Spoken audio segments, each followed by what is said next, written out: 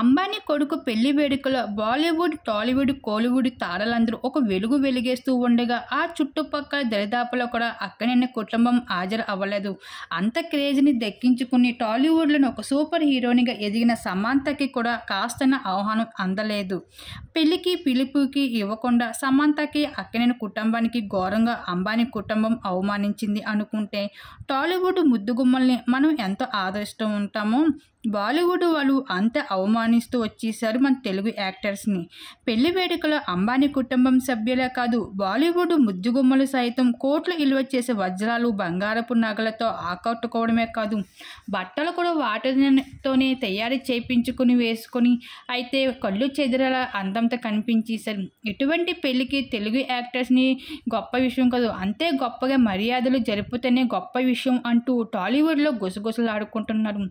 అసలు విషయానికి వస్తే రష్మిక మందన్ ఎంతో సింపుల్గా బ్లాక్ సారీ అవుట్ఫిట్స్లో లుక్స్లో కనిపించగా తన లుక్స్ని చూసి ఆలియా భట్ నుండి చాలామంది బాలీవుడ్ యాక్టర్స్ తనని అవమానించారు.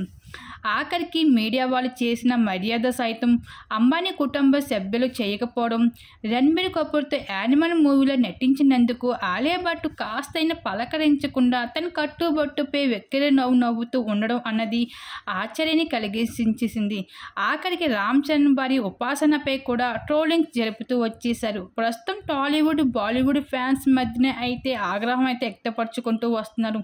మొత్తానికి అంబానీ పెళ్లి వేడుకలు అయితే మన తెలుగు తారలకైతే ఘోరమైన అవమానం జరిగింది. దీని మీద మీరేమనుకుంటున్నారు? మీ అభిప్రాయాన్ని తెలియజేయండి.